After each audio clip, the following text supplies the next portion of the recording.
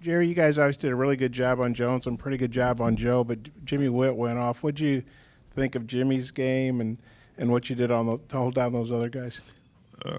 Well, Jimmy would definitely be a lot more prominent in our scouting report next time around. I know that. I mean, I think we obviously come in the game thinking about Isaiah Joe and Mason, but he did everything for him tonight. I mean, he rebounded the ball whenever the offense stalled any. He was the guy that was making big shots for him. I thought without his play in the first half, maybe we could have gotten a little separation, but he definitely held it together for them in the first half.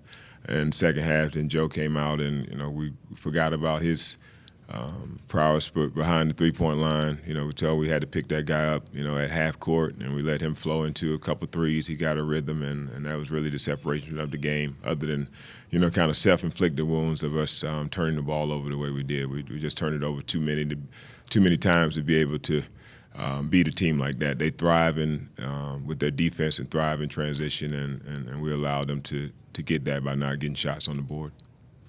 And Cheney was a guy that had been struggling for him. He had 14 off the bench. He's had good games before, but he'd been struggling. What was your scouting report on him, and how big a surprise was what he did? Well, no, I mean, I think we had our focal points on guys, and kind of our scouting report. We let those guys beat us if they can. They hadn't played up to that level to where we felt like they could beat us. I mean, our main concerns was obviously Joe shooting the basketball and Mason Jones. So, but again, they did what they had to do, and we didn't give them the resistance that's necessary. What we try to do and the attention to details that we want to do on the defensive end, we didn't follow through to that. I mean, we're not a zone team. We just happen to have to jump in the zone because we weren't able to guard them with the game plan that we thought we could. Jerry, you're about halfway through your first season here. Are you happy with where you guys are? Where do you feel like you can improve more? Man, I just lost the leading scorer from in the SEC. You know what I'm saying? So obviously it's that was just a game ago. So I think we're adjusting to that a little bit, but we're learning a lot about the rest of our roster too. I mean, it was guys that may have not gotten some opportunities. If we were still who we were a week or so ago, and now we're having to play those guys and look down the bench and try to find some other options.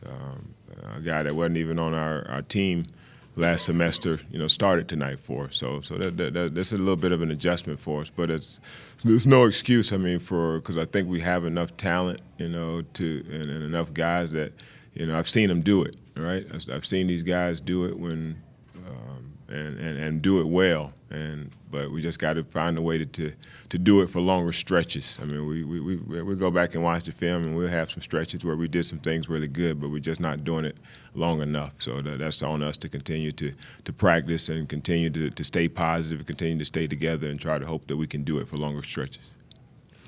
What's the third Arkansas player to get 30 or more this year? Jones got 41 and 32, I think, and Joe's had 33 and 34. How tough is that when you got three guys who are capable of scoring 30 points on the same team?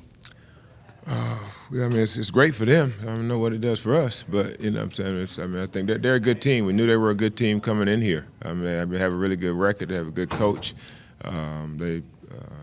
They've had some quality wins, and so I think it was a challenge for us. But again, I feel like there were things that we did to allow them to have the games that they did that we could have done better, and unfortunately we didn't have enough of that tonight.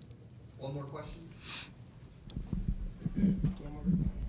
Most guys these days, they get 30, they're hitting threes. Jimmy hadn't even taken a three to that kind of desperation with the other half. What do you think about a guy who's kind of old school, mid-range, inside? He does it kind of the old-fashioned way. Yeah, he's kind of anomaly right now, right? Everybody's kind of getting to the basket or shooting the three, so there's not a lot of guys playing in the mid-range games. But there are some outliers out there, some guys who are really good in the mid-range. A lot of the analytics and everything kind of moving away from those shots. But if you got guys that can hit them at a high rate, as a coach, we'll take it. All right, thank you guys. Appreciate it.